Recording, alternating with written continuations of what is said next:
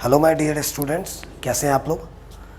पहला लेक्चर हमारा जीपी का हम लोग देख चुके हैं और उम्मीद कर रहा हूँ कि आप उसके नोट्स को अच्छे से बना लिए होंगे। उससे रिलेटेड सारे क्वेश्चंस को भी आप देख लिए होंगे। जो जीपी का नेक्स्ट टर्म हमने लास्ट लेक्चर को देखा था। आज के लेक्चर में हम लोग जीपी के सम ऑफ एन टर्म्स का बात करेंगे। यानी हमारा टॉपिक है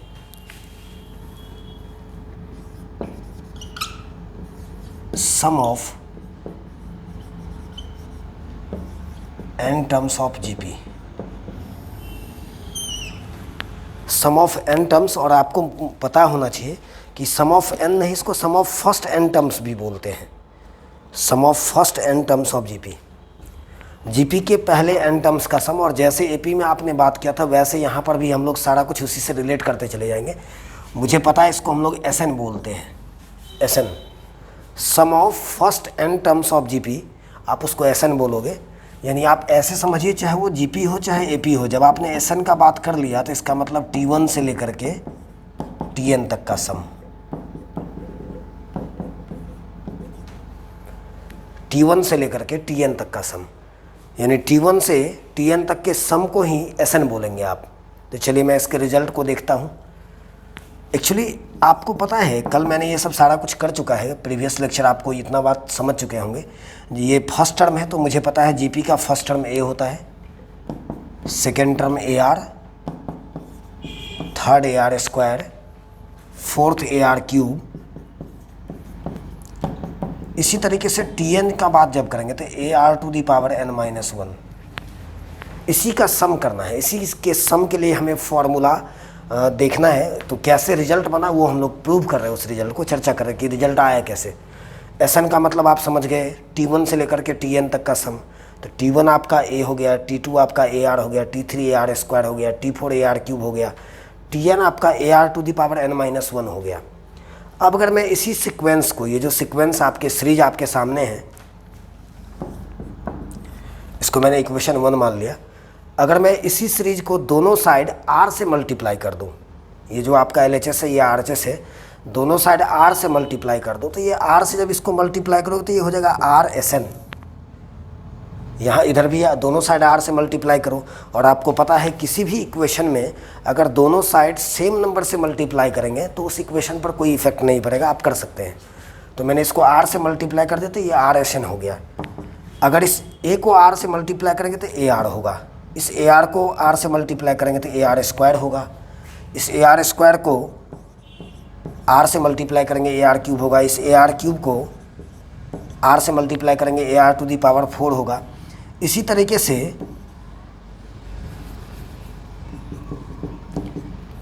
लास्ट में AR to the power n हो जाएगा। जब आप R से मल्टीप्लाई करो तो हर R में एक पावर इंक्रीज कर जाना है। तो बताओ, जब इसको R से मल्टीप्लाई करेंगे तो यहाँ पे पावर कितना है, n माइनस 1 है। इसका पावर कितना है, n माइनस 1। तो जब AR to the power n minus 1 को R से मल्टीप्लाई करेंगे तो AR to the power n हो जाएगा, एक पावर इंक्रीज करेगा। ऐसे समझिए, अगर दिक्कत हो तो ऐसे समझिए। जब आप इसको मल्टीप्लाई करोगे तो यहाँ पे R का पावर 1 है, दोनों ऐड हो जाएगा तो ये हो जाएगा AR to the power n। ये +1 और ये -1 कैंसिल हो जाएगा, जब जोड़ेंगे तो इतना आ जाएगा। और मुझे पता है ये सीक्वेंस में है, लगातार है, जैसे R स्क्वायर है, R क्यूब है, 4 है, 5 होगा, 6 होगा, 7 होगा, लास्ट में n है तो उसके पहले n माइनस 1 होगा। आपके सामने अब दोनों इक्वेशन है। अब अगर मैं इस दोनों इक्वेशन को अगर सब्सट्रैक्ट कर दूँ, मतलब इक्वेशन 1 से दूसरा वाले इक्वेशन को अगर घटा दूँ, माइनस कर दूँ, तो मुझे पता है माइनस करूँगा तो ये सबका साइन चेंज हो जाएगा नीचे में।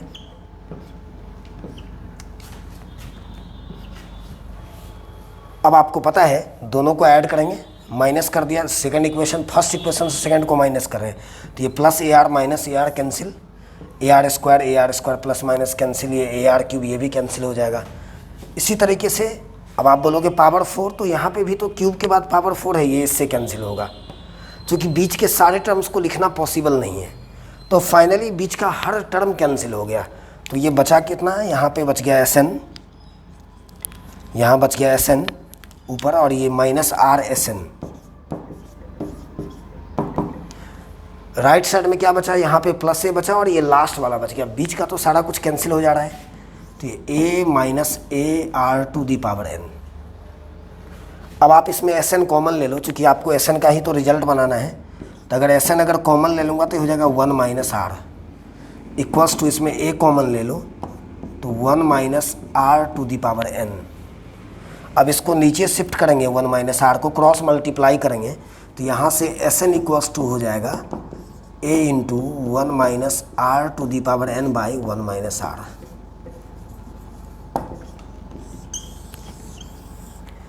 यही जीपी के सम ऑफ n टर्म्स का फॉर्मूला है।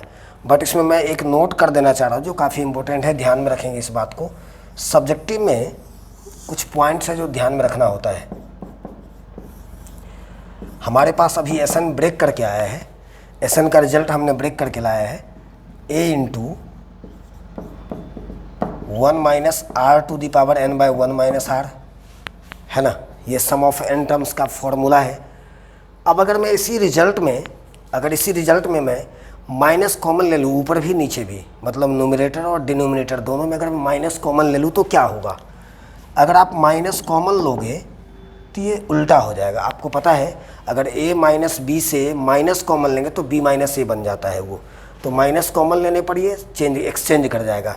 यानी कुछ ऐसा हो जाएगा a into R to the power n minus 1, नीचे भी माइनस कॉमन लेंगे तो r माइनस 1, और माइनस माइनस कैंसिल हो जाएगा। तो इस दोनों में कोई डिफरेंस नहीं है, दोनों सेम रिजल्ट है। बट सब्जेक्टिव में दोनों का अलग अलग यूज़ करेंगे, जो आगे लिमिट में जाकर के ये सब काम आना है। एस एन का दोनों रिजल्ट आप यूज़ कर सकते हैं, ये भी, बशर्ते कंडीशन है कि आप इस फॉर्मूला का यूज़ तब करेंगे जब आपके जीपी का कॉमन रेशियो 1 से छोटा होगा। उसी तरीके से इस रिजल्ट का आप यूज़ तब करेंगे जब आपके जीपी का कॉमन रेशियो 1 से बड़ा होगा।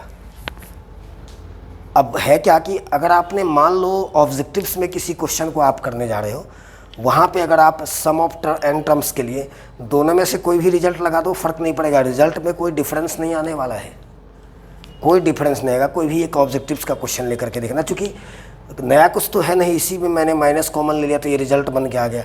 बट ऑब्जेक्टिव्स में इस बात को ध्यान में रखना पड़ेगा कि अगर कॉमन रेशियो 1 से कम है तो पहला result a into 1 minus R to the power n by 1 minus R. अगर कॉमन रेशियो 1 से ज़्यादा है तो a इंटू आर का power n minus 1 by R minus 1। अब आप बोलोगे कॉमन रेशियो 1 से बड़ा 1 से छोटा, अगर 1 हो गया तो क्या होगा। तो सोचो यहाँ से, अगर किसी जीपी का कॉमन रेशियो 1 हो गया तो क्या होगा। फर्स्ट टर्म a होगा, सेकेंड a इंटू 1, ये भी a होगा, थर्ड a इंटू 1 का स्क्वायर, ये भी a होगा, बार बार a आता रहेगा। इसका मतलब वो जो सीक्वेंस सीरीज होगा ना, वो आप AP में भी उसको ले सकते हैं। यानी अगर कॉमन रेशियो अगर 1 के इक्वल हो जाए तो Sn इक्वल्स टू होगा Na, Sn equals to Na होगा। अब कैसे हो गया देख लो आप, अगर मैं इस r के प्लेस पर 1 लगा दूँ तो ये भी a होगा, ये भी a होगा, ये भी a होगा, तो a plus a plus a plus n times हो जाएगा। और ये AP में मैं इसको डिस्कस कर चुका हूँ कि अगर a plus a plus a plus n times हो जाएगा तो उसका सम Na होगा। तो हालांकि इसका जीपी में कोई रिक्वायरमेंट नहीं है, जब कॉमन रेशियो 1 हो जाएगा तो फिर उसको आप AP भी ले सकते हैं, पिछला सीक्वेंस से भी काम निकाल सकते हैं। एक बार वापस से दोबारा देखिए, टॉपिक है हमारा जीपी के n टर्म का sum of n terms of GP. तो हमें पता है कि सम ऑफ n टर्म्स का मतलब T1 से लेकर के Tn तक का सम। एक्चुअल में इसको sum of first n terms भी बोलते हैं। तो T1 से लेकर के Tn तक का सम। अब आपको पता है जीपी का T1 कितना होगा, फर्स्ट टर्म a होगा, सेकेंड AR होगा, थर्ड AR स्क्वायर होगा, फोर्थ AR क्यूब होगा, Tn AR to the power n minus 1 होगा। उसको मैंने इक्वेशन नंबर 1 मान लिया। उसके बाद उसी सेम इक्वेशन को दोनों साइड r से मल्टीप्लाई कर दिया। तो जब आप इसको r से मल्टीप्लाई करोगे तो क्या चेंजेज होगा आपके सामने है। उसके बाद दोनों इक्वेशन को माइनस कर दो तो बीच का हर टर्म कैंसिल हो जाएगा, AR से AR जाएगा, ख़त्म हो गया, AR स्क्वायर से AR स्क्वायर जाएगा, ये भी ख़त्म हो गया। तो फाइनली ये बचता कितना है, Sn minus R Sn LHS में, और यहाँ बच गया a और ये बच गया माइनस में AR to the power n। इसमें a कॉमन ले लिया, इसमें Sn कॉमन ले लिया, तो Sn का रिजल्ट आ गया। इसी रिजल्ट का एडजस्टमेंट किया तो मैंने 2 केस यहाँ पर बनाया। चलिए इसको पहले कंप्लीट करें, फिर कुछ क्वेश्चन देख लेता हूँ।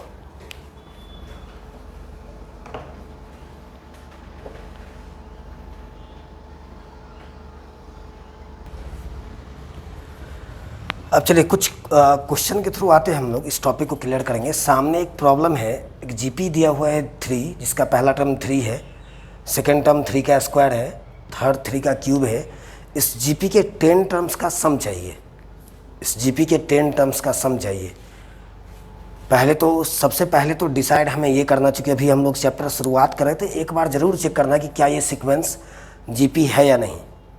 क्योंकि कभी कभी क्या होगा ना, इसमें जीपी नहीं लिख के सीधे बोलेगा सम ऑफ 10 टर्म्स, तो उस टाइम हमें पहले ये पता करना होगा कि ये सीक्वेंस जीपी में है कि नहीं। तो बताओ, इस जीपी का फर्स्ट टर्म कितना है, 3 है, सेकेंड कितना है 3 का स्क्वायर यानी 9, थर्ड कितना है 27। तो मुझे पता है 9 और 3 का रेशियो 3 होगा, 27 और 9 का भी रेशियो 3 होगा, रेशियो सेम है, जीपी है, ये सारा कुछ क्लियर है। मतलब इस जीपी के सम ऑफ 10 टर्म्स की बात करनी है।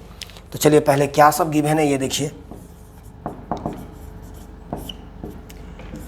आपके पास इस जीपी का फर्स्ट टर्म 3 है, ये निकाल लिया हमने। उसके बाद कॉमन रेशियो पता करेंगे, second term by first term यानी 3 का स्क्वायर बाय 3, तो देयरफॉर ये 3 हो जाएगा। और आपको चाहिए सम ऑफ 10 टर्म्स यानी n का रिजल्ट 10 है। अब दूसरी बात कि इसमें कॉमन रेशियो कितना है, 3 है, मीन्स 1 से ज़्यादा है। और अभी जस्ट मैंने बात किया था कि अगर कॉमन रेशियो 1 से ज़्यादा हो तो Sn के लिए रिजल्ट आप अप्लाई करेंगे a into r to the power n minus 1 by r minus 1। Sn के लिए आप इस रिजल्ट को लगाएंगे। अगर कॉमन रेशियो 1 से कम होता तो दूसरा वाला रिजल्ट अप्लाई करते। तो चलिए यहाँ से आगे देखिए कैसे बढ़ेंगे। आपको पता है S10 चाहिए, तो a के प्लेस पर 3 लगा दो, r के प्लेस पर भी 3 लगा दो, यहाँ तक आ गए, यानी ये हो गया 3 into 3 to the power 10 minus 1 by 2। आप यहाँ छोड़ेंगे, कोई दिक्कत नहीं है। मैंने कल भी बात किया था कि जीपी का मोस्ट ऑफ द आंसर्स जो होगा ना वो एक्सपोनेंशियल फॉर्म में होगा। तो यहाँ पे पावर 10 लगा हुआ है, तो 3 का पावर 10 को जब कैलकुलेट करेंगे तो एक लार्ज नंबर आने वाला है। तो आप देखेंगे कि इसके आंसर को इसी फॉर्मेट में छोड़ दिया है। हालांकि आप चाहे तो मल्टीप्लाई कर सकते, कोई प्रॉब्लम नहीं है। चलिए इसको कंप्लीट कर लीजिए पहले। तो चलिए एक कॉन्सेप्ट हम लोग और देख लेते हैं आज के लेक्चर में। और आज आप 9.3 एनसीईआरटी का मोस्ट ऑफ द क्वेश्चंस, यानी आप क्वेश्चन नंबर 1 से अप्रोक्स 20 तक के सारे क्वेश्चंस को अप्रोच कर सकते हैं इस कॉन्सेप्ट के बाद। यहाँ पे सारा चीज़ एपी से एक बार रिलेट करके आप देखिए तो हर कुछ कॉमन दिखेगा, बस डेटा अलग हुआ। वही बात यहाँ भी करने जा रहे हैं। वहाँ भी टीएन था, यहाँ भी टीएन हुआ। वहाँ भी सम ऑफ एन टर्म्स था एपी में भी, यहाँ भी सम ऑफ एन टर्म्स का भी हमने बात किया, क्वेश्चन भी हमने देखा उस पर। नंबर्स ऑफ जीपी है, एपी में भी हमने बात किया था। क्योंकि दोनों का कंबाइंड प्रॉब्लम भी आना है तो इसलिए पिछला थ्योरी ज़रूर एक बार रिवीजन करते रहना है जब इस चैप्टर को आप बनाएंगे। नंबर्स ऑफ जीपी का अगर बात करेंगे ना तो इसमें हालांकि एनसीईआरटी की अगर बात करेंगे तो मैक्सिमम 3 नंबर से ज़्यादा का बात हुआ नहीं है। बट कभी कभी जब जेई के क्वेश्चंस तक पहुँचते हैं हम लोग तो वहाँ पे 4 नंबर्स का भी बात होता है, 5 नंबर्स का भी बात हो सकता है। तो एक बार फॉर्मेट जान लेंगे तो क्लियर है सारा कुछ। 3 नंबर्स ऑफ जीपी, अगर जीपी में 3 नंबर्स की बात हो तो कैसे लेना है आपको पता है। आप चाहे तो जीपी के 3 नंबर्स को इस तरीके से ले सकते हैं, first number A, second A R, third A R square. मुझे पता भी है ये जीपी का फर्स्ट टर्म है, ये सेकेंड है, ये थर्ड है। बट कभी कभी कैलकुलेशन को आसान करने के लिए क्वेश्चन जब आप पढ़ेंगे तो क्वेश्चन में बात होगी प्रोडक्ट का, मल्टीप्लिकेशन का, गुना का, प्रोडक्ट का।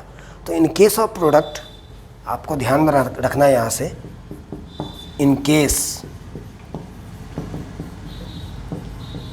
ऑफ प्रोडक्ट नंबर्स क्या लेना है, ए बाय आर, ए आर, इस तरीके से आएंगे। अगर आपको 3 नंबर्स चाहिए, कुछ भी क्वेश्चन में नहीं बोलता है तो आप इस 3 फॉर्मेट को ले सकते हैं। हालांकि चाहे तो आप इसका भी यूज़ करें, लेकिन जब कभी किसी प्रॉब्लम में अगर प्रोडक्ट का बात हो जाए, गुना का बात हो जाए, तब अगर आप इस 3 नंबर्स को लेंगे, ये भी तीनों नंबर जीपी में है, तब आप अगर इस तीनों नंबर का यूज़ करेंगे तो आपका कैलकुलेशन काफ़ी आसान हो जाएगा। नहीं अगर आप इस नंबर से अगर जाना चाहेंगे तो कैलकुलेशन थोड़ा सा लेंदी चलेगा। तो ये क्वेश्चन पढ़ के समझना हमें कि प्रोडक्ट का बात हो रहा है कि नहीं।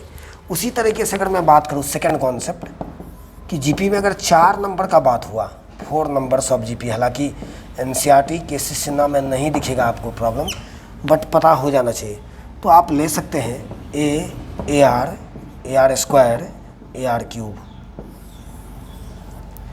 या फिर इन केस ऑफ प्रोडक्ट आप नंबर लेंगे a by R cube, a by R, A R cube, है ना। ये भी नंबर्स जीपी में है। आपको पता है नंबर्स जीपी में कब होता है, जब उसका रेशियो सेम करते हैं। तो यहाँ पे आप second term by first term करोगे तो देखोगे आर स्क्वायर आएगा, थर्ड बाई सेकेंड करोगे तब भी आर स्क्वायर आएगा, फोर्थ बाय थर्ड करोगे तब भी आर स्क्वायर होगा। तो जीपी है, इस तरीके से लेना। तो ये छोटा सा कॉन्सेप्ट है, पहले इसको नोट करिए, क्वेश्चन भी देख करके हम लोग फिनिश करते हैं इस टॉपिक को। अब चलिए, अभी नंबर से रिलेटेड हमने बात किया कॉन्सेप्ट का। सामने एक प्रॉब्लम है जो उसी टॉपिक से रिलेटेड है। बोला किसी जीपी के पहले first three terms, the sum of first three terms of GP, यानी जीपी का 3 टर्म का बात हो रहा है। तो फर्स्ट 3 का मतलब कोई भी 3 टर्म, या फर्स्ट सेकेंड थर्ड भी आप ऐसे सोच सकते हैं। पहला 3 टर्म का जीपी का सम है 39/10, 39/10, यानी जीपी के 3 नंबर्स का सम है 39/10 और उसका प्रोडक्ट 1 दिया हुआ। तो जस्ट मैंने अभी बात किया था कि जब किसी क्वेश्चन में अगर प्रोडक्ट का अगर बात हो जाए तो आपको नंबर्स क्या लेना है ये पता है। आप 3 नंबर इस तरीके से लेंगे, a by R, A R, 3 terms of GP.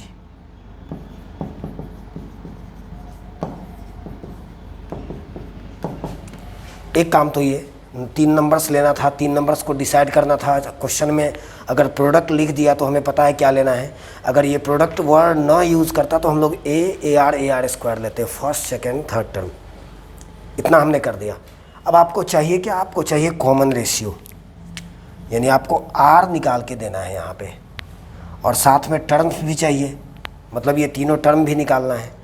तो हमें पता है इस तीनों को निकालने के लिए, मतलब इस तीनों टर्म को निकालने के लिए 2 चीज़ें चाहिए, ए चाहिए, आर चाहिए। तो आपका मेन यहाँ से लक्ष्य होगा, टारगेट होगा कि हम लोग ए और आर को कैसे पता कर लें। क्वेश्चन में जो कंडीशंस दिया हो उसके अकॉर्डिंग देखना है, उसके अकॉर्डिंग कैलकुलेशन करना है, और वहाँ से हमें पहुँचना है ए और आर तक। और जैसे ही हम लोग ए और आर पता कर लेते, क्वेश्चन क्लियर हो गया। तो चलिए अब बारी बारी से सोचते हैं। क्वेश्चन ये बोला कि इस तीनों नंबर का प्रोडक्ट कितना है, 1 है। पहले इसी को देख लेते हैं। Now A by R into A R, इस तीनों का प्रोडक्ट 1 के इक्वल है, ये क्वेश्चन में गिवन है। अब मुझे पता है ये आर से आर ऊपर नीचे कैंसिल हो जाएगा, तो ये ए क्यूब इक्वल्स टू 1 हो जाएगा। तो यहाँ से तोड़ के ए का रिजल्ट 1 आ गया। आप ए तक पहुँच चुके हैं, आपने ए के वैल्यू को क्लियर कर दिया। अब ए के बाद आर चाहिए, बस ए और आर पता चल गया तो हम लोग नंबर लिख सकते हैं। उतना काम आप खुद से भी कर सकते हैं। तो नेक्स्ट टारगेट होगा हमारा कि आर कैसे पता करें। तो सेकंड कंडीशन के लिए आ जाते हैं। सेकंड कंडीशन ये है कि इस तीनों टर्म्स का सम जो है ना वो 39/10 है, यानी a by r plus a r, ये तीनों नंबर्स जो हमने लिया है इसका सम है 39/10। तो यहाँ से कैलकुलेट करके आर का रिजल्ट आ चुका है, चूँकि ए हम लोग पहले निकाल चुके हैं। तो यहाँ से ए का रिजल्ट 1 इसमें पुट कर दीजिए, तो ये हो जाएगा 1/r प्लस 1 प्लस आर। अब हमें पता है इस 1 को मैं सामने लेके आ जाऊँगा माइनस में, बाकी इधर 1/r plus R equals to 39/10 minus 1। यहाँ से आर एलसीएम आएगा तो ये हो जाएगा 1 प्लस आर स्क्वायर, ये हो जाएगा 10, इसका एलसीएम आएगा, ऊपर में 29 बचेगा।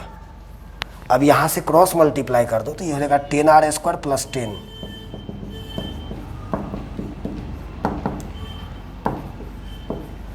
एक तरफ लेके आ जाएंगे तो ये 10r square minus 29r plus 10।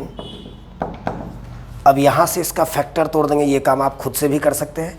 इसको 25 और 4 में तोड़ देंगे, क्योंकि 10 × 10 100 हो रहा है। तो बीच में भी ऐसा कुछ एडजस्ट करना है कि दोनों का मल्टीप्लिकेशन 2 फैक्टर का वो 100 हो जाना चाहिए। तो यहाँ से 10r square minus 25r minus 4r plus 10। अब आपको इसमें r कॉमन ले लेना था, r का 2 रिजल्ट आ जाएगा। तो एक क्वेश्चन था आपको r निकालना था कॉमन रेशियो, तो वो आपका क्लियर हो जाएगा। यहाँ से आप आगे चाहें तो कर सकते हैं, इसके आगे मैं छोड़ दे रहा हूँ, उसको आपको कंप्लीट करना है। अब r का वैल्यू जब आप पता कर लेंगे उसके बाद आपको चाहिए टर्म्स। तो a और r दोनों का रिजल्ट इस पर पुट करना है। तो तो चूंकि आर का 2 वैल्यू आएगा तो 2 बार आर का रिजल्ट यू पुट करना है, ये तो परमानेंट 1 डालना है। तो इस तरीके से तीनों टर्म भी क्लियर हो जाएगा। आज के लेक्चर को हम लोग यहीं पे एंड करेंगे। आज जा करके दोनों लेक्चर यानी लेक्चर 1 जीपी का, लेक्चर 2 जीपी का, इसको अच्छे से पढ़ना है, सारे नोट्स को अच्छे से बना लेना है, फिर क्वेश्चन ट्राई करेंगे, सारा क्वेश्चन बनता चला जाएगा। Thank you.